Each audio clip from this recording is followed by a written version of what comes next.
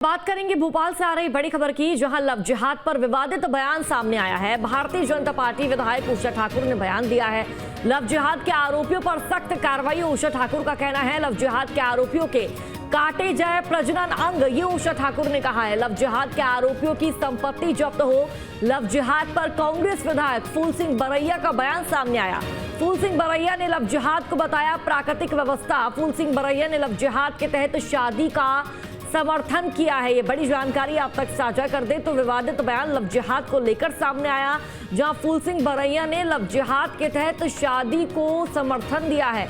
ये बड़ी जानकारी आप तक साझा कर दे, जहां उषा ठाकुर का कहना है, जो कि भारतीय जनता पार्टी के विधायक है, उनका कहना है कि अगर कोई इस तरह का कृत्य कर रहा है तो उसके प्रजनन अंग काटे जाए, लव जिहाद के आरोपियों की संपत्ति तक जब्त हो।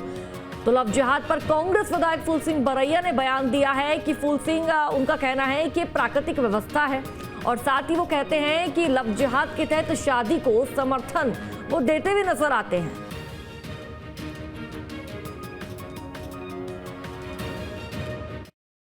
ये एक संगठित अपराध है। ड्रग्स माफिया हो, लव जिहाद वाले हों, ये एक पूरा चैन बना करके मुझे लगता है पूरे देश और पूरे प्रदेश में अपराधों की श्रृंखला के बढ़ाने में लगे हुए। इन सब के खिलाफ कठोर कार्रवाई होते हुए इन्हें निर्धारित समय सीमा में दंड मिलना चाहिए। जिनके अपराध सिद्ध हो रहे हैं उनकी संपत्तियां जब्त हों। मैं फिर कहूँगी, जो ऐसी 150 बेटियों का जीवन हमारे यहाँ वो एक मोहसिन खान ने करा है, तो ऐसे लोगों के तो हाथ पैर काटे जाएं, प्रजनांग काटे जाएं, इनको ऐसा कठोर दंड मिले कि ये दोबारा इस घृणित हरकत को करने की सोच भी ना पाए। लव जिहाद और ड्रग ये दो अलग अलग विषय है। लव जिहाद एक कुदरती प्राकृतिक व्यवस्था है जिसमें नर और मादा एक दूसरे के प्रति आकर्षित होते हैं, और इसमें मैं समझता हूँ कि कोई धर्म विशेष जाति विशेष नहीं होते हैं।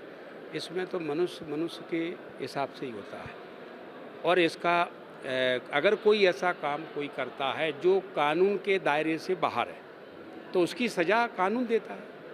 तो अगर उसकी सज़ा हम ही खुद देने लगेंगे तो इससे तो स्पष्ट होता है कि आप तो कानून और संविधान को मानते ही नहीं। लव जिहाद और ड्रग ये दो अलग अलग विषय है। लव जिहाद एक कुदरती प्राकृतिक व्यवस्था है जिसमें नर और मादा एक दूसरे के प्रति आकर्षित होते हैं, और इसमें मैं समझता हूँ कि कोई धर्म विशेष जाति विशेष नहीं होते हैं। इसमें तो मनुष्य के हिसाब से ही होता है, और इसका अगर कोई ऐसा काम कोई करता है जो कानून के दायरे से बाहर है तो उसकी सज़ा कानून देता है। तो अगर उसकी सज़ा हम ही खुद देने लगेंगे तो इससे तो स्पष्ट होता है कि आप तो कानून और संविधान को मानते ही नहीं।